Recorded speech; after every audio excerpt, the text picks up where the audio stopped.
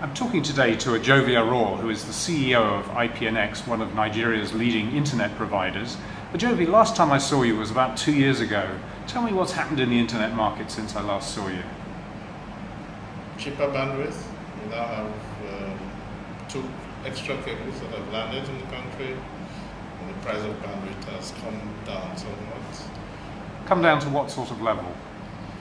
About $400 per meg per month average, depending on what volume you're buying, where you're buying from.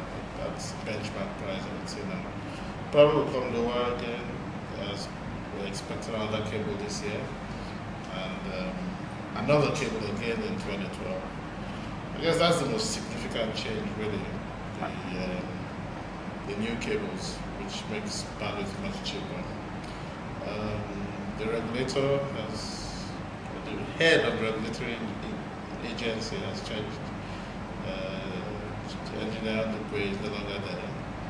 It's now engineer Ejovi, so that's another change. He just started a few months back, so we're still not so far so good, if I should put it that way. I just wanted to ask you, what's the knock-on effect of having much cheaper wholesale bandwidth for particularly household users? How have the prices gone in terms of household users?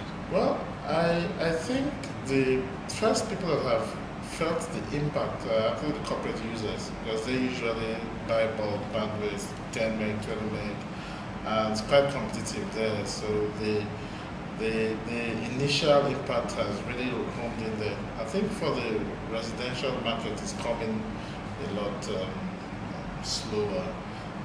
And part of the reason for this is because there were existing contracts for bandwidth which have to be respected. I'm sure for a lot of the operators, those will be winding down now. And I think after that, the price drop will now filter down to the residential. But that's imminent. I'll say within the next couple of months in various operators by the end of the first quarter of this year, essentially. So there's another round of downward reductions in terms of on the consumer side. On the consumer side, yes. And so. I've been very struck by the incredible increase in quality of the connection. I mean, is that general, or is that just the connections I've seen? I think in the cost of bandwidth coming down actually would have that impact. The reason being, I mean, we never used to do that, but I know a number of operators used to oversubscribe, and that really, especially in peak periods, you had challenges with the quality of service. So definitely there's a direct impact there from the cost of the bandwidth. And I think in general, operators are getting to the business better, learning from as they go along. So, yeah. So things have definitely improved then? Oh, without a doubt. Yeah. Without a doubt. We were talking earlier about the comparison of the cost per meg from London to Lagos and Lagos to Abuja. What's the difference in price? If the London Lagos is $400 per meg, what's Lagos Abuja cost? In general, cost of bandwidth internally is about twice the international capacity at this time. Not Abuja specifically, but let's say to many destinations. Country, yeah. It's about twice, which is such a pity because it means that those within the country will not get the benefits of the drop in price of the international cable. That's not immediately. What is holding prices up so high nationally? I think there's not enough competitive pressure. I don't think any of the providers feel compelled to reduce pricing. There's quite a bit of capacity, especially to a place like Abuja. Prices did drop at one point, but they seem to have plateaued. And I expected that by now prices would have dropped a lot more. So perhaps it's just a matter of time.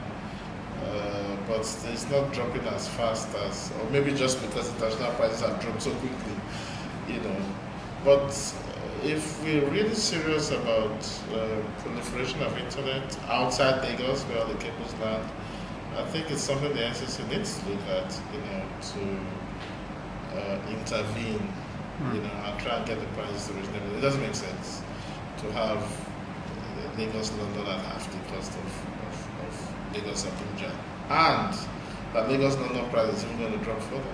Yeah, you know, which will be good for the market.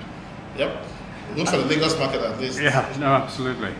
Finally, you're quite unusual in being a successful independent ISP of some scale. You have 20,000 subscribers in the household field and more subscribers in the corporate field. How do you survive in a market that now has a number of quite large players in terms of the mobile operators who bring quite a lot of heft to bear on the market? Well, people vote, not the big operators vote, you know. What I mean is this, if you provide good service, people will patronize it, small, big, medium, whatever, you know. And I think we set out with that as a target of ours to provide quality service. I think largely we've managed to do that. Not perfect, but I think if you take a survey of the market, you know, including the big operators, our quality of the service is miles above anybody else, including MTN, Zain, you name it. You know, I think that has been what has helped us get where we are. And we have, as a result of that, developed a brand name in the market which is being recognized. So, when I think of internet access, IPnx invariably pops up. You know, so sum it all, I think if you're able to provide good service, you will get patronage. You will make a living. Oh yeah, for sure. Lastly, when I met you 2 years ago, you had 5,000 subscribers. Now you've got 20,000 subscribers. If we meet again in 2 years' time, how many subscribers would you like to have? Well, hopefully at least 50,000. The market is growing, price of the product is coming down. So, you know, it's an opportunity to serve more people. Particularly as the price comes down. Oh, definitely. Yeah. Ejovi, thank you for talking to me today. Thank you, my pleasure.